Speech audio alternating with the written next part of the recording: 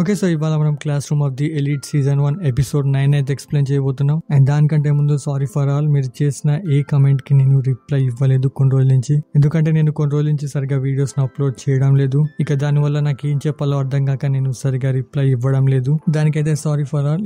ఇక మిగతా విషయాలని ఎండింగ్ లో మాట్లాడుకుందాం. సో లీడ్ చేయకుండా ఎపిసోడ్ లోకి వెళ్ళిపోదాం. ఇక మనం ఎపిసోడ్ స్టార్టింగ్ లో సెక్షన్ డి స్టూడెంట్స్ అయితే చూస్తాం. వీళ్ళకి ఇక్కడ కొన్ని ఐటమ్స్ అయితే ఇస్తారు. వీళ్ళు ఇక్కడ ఒక వారం దాకా సర్వైవ్ అవ్వడానికి. ఇంకా నిజం చెప్పాలంటే వీళ్ళ దగ్గర చాలా తక్కువ ఐటమ్స్ అయితే ఉంటాయి. ఇక వీళ్ళంతా ఆలోచిస్తూ ఉంటారు, ఈ వీటితోటి మేము ఒక వారం ఎలా సర్వైవ్ అవ్వగలం. ఇక దీని తర్వాత మనం రూయన్ ఇంకా కాచురాగిని చూస్తాం. ఇప్పుడు రూయన్ అంటాడు, నాకు తెలుసు నువ్వు స్టూడెంట్ కౌన్సిల్ కి అప్లై చేసావని, ఇంకా దాంట్లో నువ్వు ఫెయిల్ కూడా అయ్యావు. ఇంకా వెళ్లే ముందు రూయన్ అంటాడు, నువ్వు నేను చెప్పినట్టు చేసావంటే దీంట్లో మన ఇద్దరికి లాభం ఉంటుంది. ఇంకా ఇక్కడ రూయన్ ఇంకా కాచురాగి దేని గురించి మాట్లాడుకుంటున్నారు అనేది మనకు తెలియదు, ముందు వచ్చే ఎపిసోడ్ లో తెలుస్తుందని అనుకుంటున్నా. ఇక దీని తర్వాత మనం సెక్షన్ డి లో ఉండే స్టూడెంట్స్ అయితే చూస్తాం. వీళ్ళు ఇక్కడ ఆలోచిస్తూ ఉంటారు, ఆ మిగిలిన ఐటమ్స్ తోటి ఒక వారం దాకా ఎలా సర్వైవ్ అవ్వాలని. ఇంకా మనకు తెలుస్తుంది వీళ్ళకి 300 పాయింట్స్ ఇచ్చారని. అంటే వీళ్ళు ఆ పాయింట్స్ తో ఇక్కడ ఏదంటే అది కొనుక్కోవచ్చు. ఇంకా ఈ పాయింట్స్ వల్ల ఇంకొక బెనిఫిట్ ఏంటంటే వీళ్ళు టెస్ట్ అయిపోయేదాకా ఆ 300 పాయింట్స్ ని ఖర్చు పెట్టలేదంటే వీళ్ళ పాయింట్స్ వచ్చేసి క్లాస్ పాయింట్స్ లో యాడ్ అవుతాయి. ఇంకా దీంట్లో వీళ్ళు ఏదైనా తప్పు చేస్తే కూడా వీళ్ళ పాయింట్స్ అనేవి కట్ అవుతాయి. అదేలాగంటే వీళ్ళకి ఏదైనా దెబ్బ తగిలిన పాయింట్ కట్ అవుతుంది. ఇంకా ఈ ఐలాండ్ ని చెత్తగా చేసిన వీళ్ళ పాయింట్ కట్ అవుతుంది. ఇంకా లాస్ట్ ది వీళ్ళు ఎవరితోటైనా గొడవ పడ్డా వీళ్ళ పాయింట్ కట్ అవుతుంది. ఇంకా ఇదే కాకుండా వీళ్ళకి కొన్ని బోనస్ పాయింట్స్ కూడా ఉంటాయి. అదేంటంటే ఈ ఐలాండ్ లో కొన్ని స్పాట్స్ అయితే ఉంటాయి. వీటిని వీళ్ళు ఆక్యుపై చేయాలి. అలా వీళ్ళు ఆక్యుపై చేశారంటే వీళ్ళకి బోనస్ పాయింట్స్ అనేవి వస్తాయి. ఇక దీని తర్వాత ఇప్పుడు షిజునే ఇంకా ఆయన కోజిని చూస్తాం. ఇప్పుడు షిజునే అంటుంది, మనం గనుక ఈ టెస్ట్ ని ప్రాపర్ గా ఫినిష్ చేసామంటే మనం క్లాస్ ఏ లోకి వెళ్లే ఛాన్స్ మనకి ఎక్కువ అవుతుంది. ఇంకా ఈ ఐలాండ్ లో మనకి కొన్ని రిస్ట్రిక్షన్స్ కూడా ఉన్నాయి. దీనిపై ఆయన కోజి అంటాడు, అవును మనం గనుక ఈ వాచ్ ని తీసేసామంటే మనకు పెనాల్టీ పాయింట్స్ కట్ అవుతాయి. ఇంకా చూస్తుంటే ఈ వాచ్ లో జీపీఎస్ ఇంకా సెన్సార్ కూడా ఉన్నట్టుంది. ఇక దీనివల్ల ఇక్కడ ఏదైనా ప్రాబ్లం అయితే స్కూల్ వాళ్ళకి వెంటనే తెలుస్తుంది. సరేక ఇక్కడ వీళ్ళు ఆలోచిస్తూ ఉంటారు, మనకి ఏదైనా ప్రాబ్లం వస్తే మనం ఈ పాయింట్స్ ని వాడదామని. ఇంకా వీళ్ళు అనుకున్నట్టే వీళ్ళకి ఒక ప్రాబ్లం వస్తుంది, అదే టాయిలెట్స్ గురించి. ఇక్కడ అబ్బాయిలు అంటే ఎలాగోలో మేనేజ్ చేసుకోగలరు కానీ అమ్మాయిలకు కష్టం అవుతుంది. అందుకే వీళ్ళు ఆలోచిస్తూ ఉంటారు వీళ్ళ పాయింట్స్ తోటి ఒక టాయిలెట్ ని కొనుక్కుందామని. ఇక ఇదే విషయంలో వీళ్ళందరి మధ్యలో గొడవ అయితే స్టార్ట్ అవుతుంది. కొందరు అంటూ ఉంటారు మనం పాయింట్స్ ని వేస్ట్ చేయొద్దని, ఇంకొందరు కొందామని అంటారు. సర్లేక కొంచెం సేపటి తర్వాత వీళ్ళంతా అడవిలో నడుచుకుంటూ వెళ్తూ ఉంటారు. ఇప్పుడు వీళ్ళంతా కలిసి కొన్ని గ్రూప్స్ గానైతే డివైడ్ అవుతారు స్పాట్ ని వెతకడానికి. చెప్పానుగా వీళ్ళు కొన్ని స్పాట్స్ ని వెతకారంటే వీళ్ళకి బోనస్ పాయింట్స్ అనేవి వస్తాయని. ఇక దీని తర్వాత మనం కోయంజిని, ఆయన కోజిని ఇంకా సాకురాని చూస్తాం. ఇక్కడ కోయంజి చెట్ల నుంచి ఫాస్ట్ గా వెళ్తూ ఉంటాడు. దీన్ని చూసి ఆయన కోజి అనుకుంటాడు ఇతనిలో మంచి అథ్లీట్ కి సంబంధించిన స్కిల్స్ ఉన్నాయి. ఇంకా తన కోయంజి తోటి అంటాడు, నువ్వు కొంచెం మెల్లిగా వెళ్ళు. దీనిపై కోయంజి అంటాడు, నైట్ అవ్వడానికి చాలా టైం ఉంది,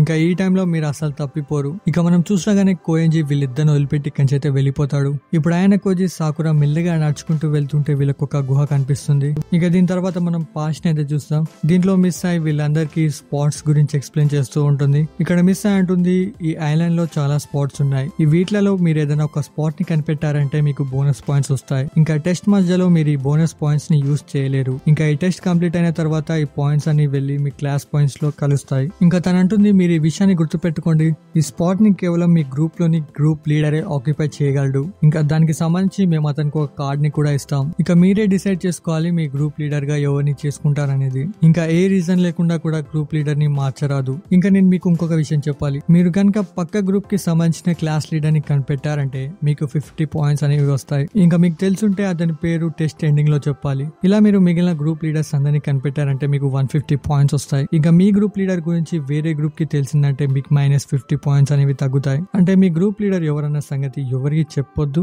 ఇంకా మిగిలిన గ్రూప్ లీడర్స్ గురించి కూడా తెలుసుకోవచ్చు. ఇంకా ఇదంతా మీకు అర్థమైందని అనుకుంటున్నాను, కాకపోతే కామెంట్ చేయండి. సరే ఇక సాకురాన్ అయితే ఈ స్పాట్ దగ్గరికి వెళ్ళడానికి అయితే ట్రై చేస్తుంది. ఇక దీన్ని చూసి ఆయన కొంచెం వెంటనే సాకురాన్ అయితే ఆపుతాడు. ఇప్పుడు మనం చూసినాగానే ఆ స్పాట్ లో నుంచి అయితే కాచురాగి బయటకు వస్తాడు. ఇప్పుడు కాచురాగి పక్కనున్నంత అంటాడు, ఇది చాలా మంచి విషయం, మనం ఇంత తొందరగా ఒక స్పాట్ ని వెతికాం. దీనిపై కాచురాగి అంటాడు, ఎప్పుడు నువ్వు అలర్ట్ గా ఉండు, ఇంకా ఎప్పుడు చుట్టుపక్కల గమనిస్తూ మాట్లాడుతూ ఉండు. ఇక ఇప్పుడు కాచురాగి వెంటనే ఆయన కోజి ఉండే ప్లేస్ కి అయితే వెళ్ళిపోతాడు. కానీ అక్కడ చూస్తే ఆయన కోజి అయితే ఉన్నాడు, ఎందుకంటే తను వచ్చే ముందే ఆయన కోజి కంచి వెళ్ళిపోయాడు. ఇంకా ఆయన కోజి ఇది కూడా నోటీస్ చేస్తాడు, కాచురాగి దగ్గర టీచర్ ఇచ్చిన కార్డ్ అయితే ఒకటి ఉందని. అంటే ఇంతకుముందు వీళ్ళ మేడం చెప్పలేదు ఆ కార్డ్ కేవలం గ్రూప్ లీడర్ దగ్గరనే ఉంటుందని. సరే ఇక వీళ్ళు వెళ్ళిపోయిన తర్వాత ఆయన కోజి అయితే ఆ గుహ లోపలికైతే వెళ్తాడు. ఇక్కడ తినకు తెలుస్తుంది ఈ స్పాట్ ని గ్రూప్ ఏ వాళ్ళు ఆక్యుపై చేశారని, సారీ క్లాస్ ఏ వాళ్ళు. ఇప్పుడు సాకురా అంటుంది, అతనే నా వాళ్ళ గ్రూప్ యొక్క లీడర్. దీనిపై ఆయన కోజి అంటాడు, నేను ఈ విషయాన్ని యోసుకి రిపోర్ట్ చేస్తాను. ఇక దీని తర్వాత వీళ్ళిద్దరు కలిసి స్పాట్ కి అయితే వచ్చేస్తారు. ఇప్పుడు షిజునే అడుగుతుంది, కోయంజి ఎక్కడున్నాడు. దీనిపై ఆయన కొంచెం చెప్తాడు కోఎన్జీ స్పాట్ ని వెతుక్కుంటూ అలాగే వెళ్ళిపోయాడు.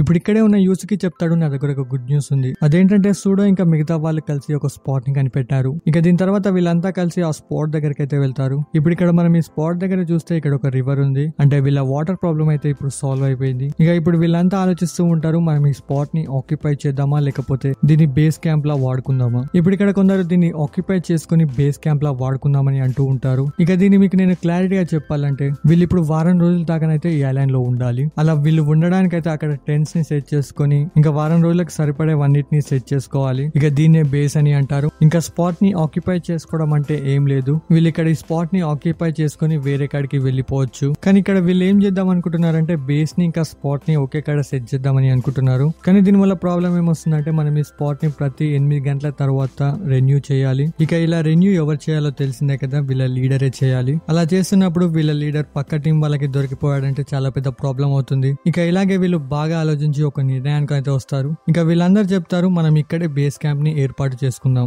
ఇంకా ఎప్పుడైతే ఈ స్పాట్ యొక్క టైమింగ్ అనేది కంప్లీట్ అయిపోతుందో అప్పుడు మన లీడర్ దాన్ని రెన్యూ చేయడానికి ఇక్కడికి వస్తాడు. ఇంకా అదే మూమెంట్ లో మనందరం కలిసి తన చుట్టూ ఉందాం. ఇలా ఇక మన లీడర్ గురించి ఎవరు తెలుసుకోలేరు. అలా అని చెప్పి వీళ్ళకి ఇప్పుడు ఇంకొక ప్రాబ్లం కూడా ఉంది. అదే వీళ్ళకి ఇప్పుడు లీడర్ లేడు. ఇప్పుడు వీళ్ళంతా కలిసి లీడర్ గురించి గ్రూప్ డిస్కషన్ అయితే స్టార్ట్ చేస్తారు. ఇప్పుడు ఇక్కడ అందరూ ఐజామ్ అని లీడర్ గా చేద్దామని అనుకుంటూ ఉంటారు. దీనిపై కుషిదా ఉంటుంది వద్దు, ఇప్పుడు మనం కారిజామ్ అని లీడర్ గా చేస్తే అందరికి ఈజీగా తెలిసిపోతుంది. మనకిప్పుడు ఎలాంటి లీడర్ కావాలంటే అతనికి రెస్పాన్సిబిలిటీస్ గురించి బాగా తెలిసి ఉండాలి. ఇంకా నా ఒపీనియన్ లో దీనికి షిజునే అయితే పర్ఫెక్ట్ గా సెట్ అవుతుందని అనుకుంటున్నా. ఇక ఇది విని ఇక్కడ ఉన్న వాళ్ళు అయితే దీనికి ఒప్పుకుంటారు. ఇంకా షిజునే కూడా బాగా ఆలోచించి దీనికి ఒప్పుకుంటుంది. ఇక దీని తర్వాత షిజునే లీడర్ గా మరి ఈ కీ కార్డ్ అయితే యాక్సెస్ చేస్తుంది. ఇంకా సక్సెస్ఫుల్ గా ఈ స్పాట్ ని అయితే ఆక్యుపై చేసుకుంటుంది. దీని తర్వాత వీళ్ళంతా ఆలోచిస్తూ ఉంటారు మనం ఈ నీళ్ళని తాగొచ్చా లేదా అనే దాని గురించి. ఇప్పుడు ఇక్కడే మనం ఆయన కోజిని ఇంకా ఈకేని చూస్తాం. ఇప్పుడు ఆయన కోజి ఈకే తోటి అంటాడు నీకు క్యాంపింగ్ గురించి ఏదైనా ఎక్స్పీరియన్స్ ఉందా. దీనిపై ఈకే చెప్తాడు చిన్నప్పుడు నేను మా ఫ్యామిలీ తోటి క్యాంపింగ్ కి వెళ్లేవాడిని.